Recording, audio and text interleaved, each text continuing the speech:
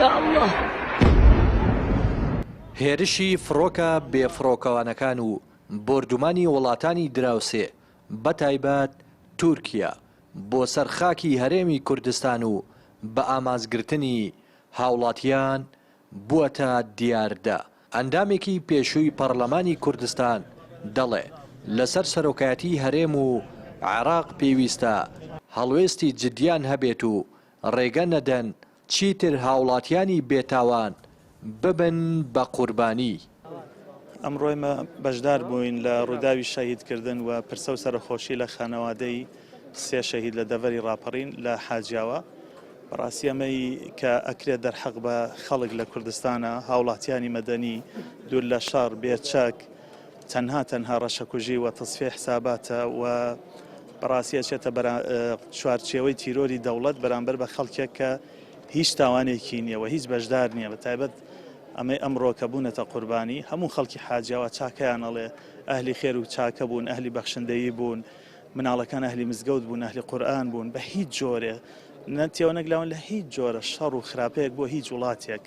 بۆیە لەسەر سەرۆکایەتی کۆمارە، لەسەر سەرۆکایەتی ئەنجومەنی وەزیرانە هی عێراق هی هەرێمی کوردستان، لەسەر سەرۆکی هەرێمە و بە تایبەت لەسەر نوێنەرانی کوردە لە بەغداد چ لە وەزارەتەکان چ لە ئەنجومەنی نوێنەرانی عێراق بەجددی لەسەر ئەمە بێنە هێڵ ڕێگە نەدەن درۆنی تورکیا هەر ڕۆژێ ئازیزێکمان لێ بسەنێتەوە لە ناو وڵاتی خۆمانە. بەشێکی بەرچاوی ئەو هێرشانە بەر ناوچەکانی ئیدارەی ڕاپەڕین کەوتون. دواترینیان ڕۆژی چوارشەممەی ڕابردوو لە هێرشێکی ئاسمانیدا هاوڵاتیەک و دوو کوڕی لەسەر ڕێگەی خەلەکان دووکان گیانیان لەدەستدا.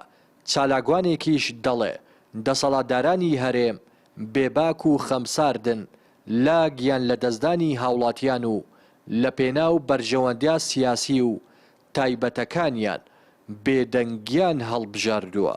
ئێستا ئێمەوامان لێ هاتووە لە ناو ماڵ و گیانی خۆماندا ئەمین نەبین هەر دقەیەک درۆن بیهێوێت دەتوانێت بمان پێکە هەر دقێ دەتوانێت سوپای وڵاتان بێتە خاکەکانمانەوە کە خاکەکانمان داگیر کردووە لەم لاشەوە حکوومەتی هەرێم بەبێ باکی بەبێ دەنگی بەبێ ئیدانەکردنێکی ئەو تۆکە کاریگەری هەبێ دابنیشێ لە بەناو بەرژەوەندە شخصی و حیزبی و سیاسیەکانیان کە جێگای داق و تێڕامان و حەسرەتە کە ببینین وەها حکوومەتێک هەبێت لە پێناو بەرژەوەندیەکانی خۆیان باکی نەبێت بە ژیانی هاوڵاتیەکانی.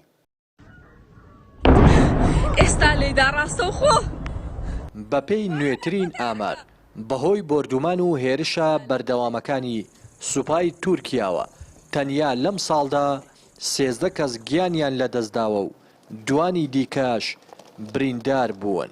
چەندین ڕەز و باخیش لە ناوچە سنووریەکان سوتاون و زیانی مادی زۆری لێ کەوتووەتەوە و ترس و دەڵەڕاوکێشی لە نێو هاوڵاتیاندا بڵاو کردووەتەوە.